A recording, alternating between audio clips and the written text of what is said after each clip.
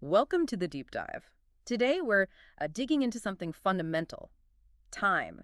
Specifically, how successful sources, maybe like a podcast summarizing books, manage to be so effective. Right, and how you can apply those same kinds of principles. It often boils down to, well, managing time effectively. Exactly. If you're looking to learn quickly, properly, understanding time management gives you that edge, that shortcut almost. And today we're looking at Damon Zahariades' The Time Management Solution 2 for Insights, the mission. Find actionable ways to make the most of the time we've got. Okay, so let's start with the basics. Zahariades makes this great point. Time management isn't about finding more hours. Can't do that. No, it's really about managing ourselves better within the 24 hours we all get. And, unlike money, you can't earn more time. Once it's gone, it's gone. That's a bit scary when you put it like that. Well, yeah, but the secret, he says, isn't some crazy complicated system. It's actually about building the right habits. Habits. Yeah. Consistent things you do. Exactly. Behaviors that keep you in control, even when things get hectic. Like building a routine that works. Yeah, and it's important to know the difference between just being busy, like doing a lot of stuff, and actually managing time well. Totally. Productivity is ticking things off the list, getting stuff done. Time management is the bigger picture, the planning, the prioritizing before you start doing. Right. Otherwise, you could just be doing more and more of the wrong things or just burning out trying to do everything. Which leads us to the common problems, what Yeah. trips people up. The book lists a few key stumbling blocks. Okay, like what? Well, first, not being clear on your values. If you don't know what's truly important, how can you prioritize? Makes sense, right? Yeah, definitely. Then there's multitasking. We think we're being efficient, but usually, Oh, I do that. Trying to answer emails while on a call, it's usually a disaster. it generally is. Your focus gets split, quality drops, Right. and overcommitting, saying yes too much. Guilty. Your plate just gets piled higher and higher. Yep. Perfectionism, too, needing everything to be flawless, which just causes delays. Ignoring priorities because something else seems urgent. Lack of focus, obviously. When that planning fallacy thing? Right. Thinking a task will take, like, an hour when it realistically needs 3. We all do that. Constantly. Oh, this report. Easy peasy. Famous last words. Exactly. And sometimes it's deeper, like procrastination because of fear or anxiety about the task, or, let's be honest, sometimes just plain laziness. Okay, so those are the roadblocks. What about the tools or resources we do have to fight back? Good question. The book highlights some key internal assets. Your energy level is a big one. Like knowing when you're sharpest. Precisely. Are you a morning person or a night owl? You got to schedule tough tasks for when your energy is high. Then there's your headspace, your mental clarity. Which is affected by your workspace. Yeah, and even how you reward yourself. Also, your attention, that ability to focus. And finally, your engagement level, how invested you are. That makes a lot of sense. Trying to do deep work when you're tired or distracted is just painful and slow. Right. And all this feeds into the bigger goal for many people. Work-life balance. Good time management is key for that. How so? Well, it's about setting boundaries, saying when you're available and when you're not. Learning to say no, we'll definitely circle back to that one. Saying no is hard. It is. Also, scheduling breaks crucial. Planning your day on a calendar, actually seeing it laid out, and maybe most importantly for balance, having a set quitting time. A quitting time. Wow, that takes discipline. Okay, so we got the foundation. Let's get into the practical stuff, the strategies we can actually use. Okay, first up, time blocking. This is a big one. Structuring your day into dedicated chunks for specific tasks. Like 9 to 10 a.m. is email, 10 to 12 is Project X, that kind of thing. Exactly. People like Elon Musk, Bill Gates apparently use versions of this. It forces you to prioritize, fights procrastination because you have a start and end time, and stops tasks from just expanding endlessly. That scope creep thing, yeah. Where a small task just grows and grows. Right. But there are pitfalls with time blocking. You might underestimate how long things take back to that planning fallacy. Or you might be too rigid. Life happens, right? Things pop up. And crucially, people forget to schedule breaks within the blocks. Ah, so you need some flexibility built in. How do you do that? Buffer time. Leave small gaps between blocks. 15 minutes here, half an hour there. It absorbs the little overruns or unexpected calls without wrecking the whole schedule. Okay, buffer time. I like that. So, related to this, the advice is to schedule everything. Pretty much. Not just meetings. Block out time for focused work. Block out time for email. Block out errands. Even personal stuff. Use your calendar as a plan for your day. Makes it visual. Totally. And use features like color coding. Maybe share parts of your calendar if that helps coordination. And again, schedule that buffer time. Buffer time. Got it. Seems key. Now, what about the Eisenhower matrix? I've heard of that. Urgent, important. Yes, it's a brilliant prioritization tool. You categorize tasks. Is it important? Is it urgent? That gives you 4 boxes. Okay, what are they? You've got important, urgent, do these now. Important but not urgent, schedule these, plan for them. Urgent. Urgent but not important, delegate these if possible. The stuff that screams loudest but doesn't actually matter much to your goals. Exactly. And finally, not urgent and not important, these you should just eliminate. Drop them. Drop them. I like the sound of that. Which leads nicely into pruning unimportant tasks. How do we spot those? You got to ask, does this actually help me reach my goals? Is this just busy work I'm using to avoid something harder? Somebody else do this. Be ruthless about cutting things that don't add real value. Freeing up time for what does matter. Okay, what about finding where our time actually goes? The time audit. Yeah, this is like being a detective on your own schedule. Track your activities for a few days, maybe a week. Use an app like Toggle or Clockify or just a notebook. Be honest with yourself. You have to be. The goal is to find those time leaks where you're spending more time than you think or on things that aren't priorities. You might be surprised. I bet. Okay, leaks found. What about the constant interruptions? Emails, phone calls.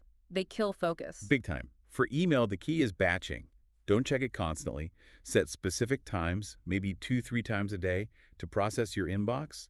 Turn off notifications otherwise. Ooh, turning off notifications. Bold move. It works. For phone calls, let most go to voicemail. You can then listen and respond in batches too when it fits your schedule, not the caller's whim. Taking back control. I like it.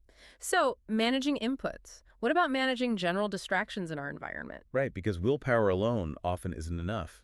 The book stresses designing your environment for focus. Ow. Simple things. Turn off notifications on your computer and phone. Use website blockers if you need to. Tidy your workspace, less visual clutter helps.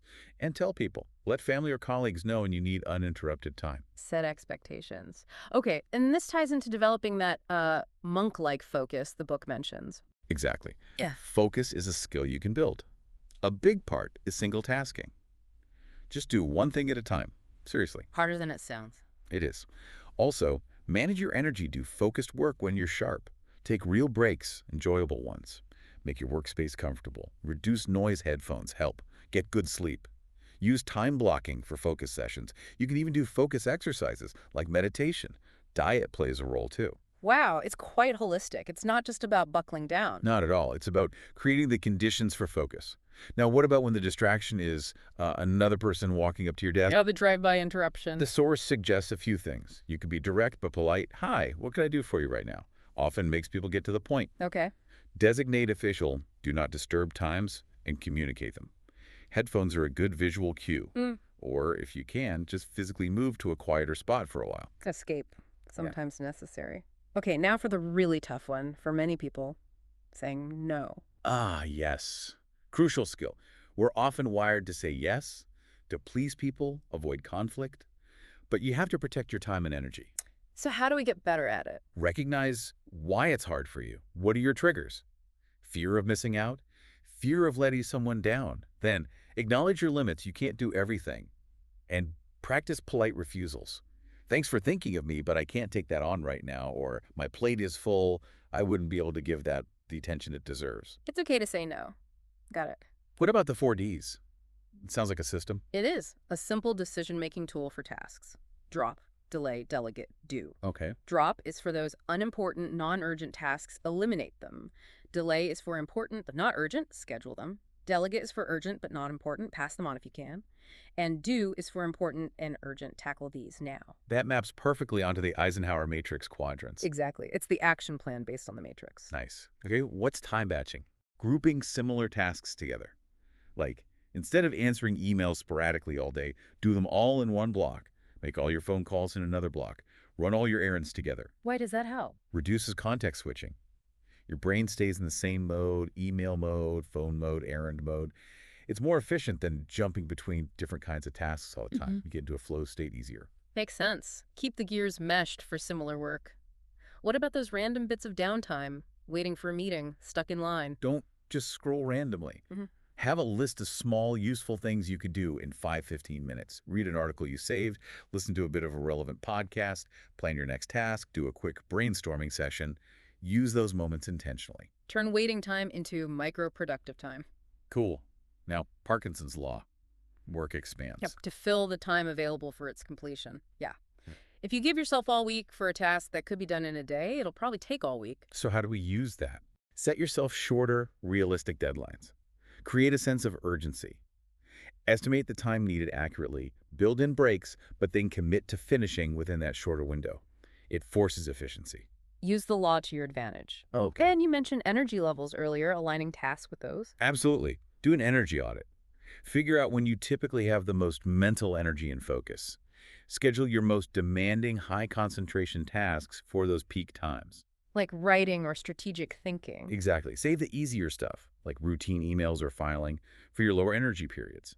Work with your natural rhythm, not against it. Smart. So putting it all together, creating a productive daily routine. Yeah, it's about weaving these things together, considering your energy, the task types, your priorities, using time blocks, scheduling breaks, minimizing distractions. But it's personal. You have to experiment and see what routine works best for you. It might change over time, too. Needs to be flexible, not rigid. Okay, now here's one I didn't expect. Improving working memory. How does that help time management? Well, your working memory is like your brain's temporary RAM. If it's stronger, you hold on to information better, follow instructions better, you don't have to keep rereading or asking again. Saves time. Ah, okay. Less wasted effort. How do you boost it? Break down big chunks of info. Use routines. They reduce the load on working memory. Avoid multitasking. Memory exercises, using to-do lists as an external memory aid. Even playing card games can help. Interesting connection. And speaking of lists, how do we become a to-do list master? Not just scribbling things down. It's a process. First, do a brain dump. Get everything out of your head onto paper or a digital list. No filtering yet. Clear the mental clutter. Right. Then, prioritize that master list Eisenhower matrix time. Estimate how long tasks will take. Then choose a small, manageable number of high-priority tasks for your daily list. Don't just transfer the whole brain dump. So a master list and a focused daily list. Got it. Okay. Meetings. The bane of many existences. Any tips? Oh, yeah. First, question if the meeting is even necessary. Could this be an email or a quick call? Good question to ask. If you must have it or attend it, push for a clear agenda, a shorter duration. Opt out if you're not essential. If you're running it, start on time, end on time, keep it focused, summarize actions. Fewer, shorter, better meetings should be the goal. Here, here. Okay, what about just general organization, workspace, files? Hugely important foundation. A clean, organized workspace reduces distraction. Logical filing systems, digital or physical, mean you're not wasting time searching for stuff. Consistent note-taking helps you recall info. Good task management systems keep you on track. Clear communication habits save time too. It all adds up. Creating systems that support you. And what about technology? So many apps out there. Technology can be great. To-do apps like Todoist, calendars like Google Calendar, notes like Evernote, timers, time trackers like Toggle or Rescue Time, project tools like Trello, distraction blockers. Lots of options. But don't get overwhelmed by the tools. Pick ones that solve a specific problem for you.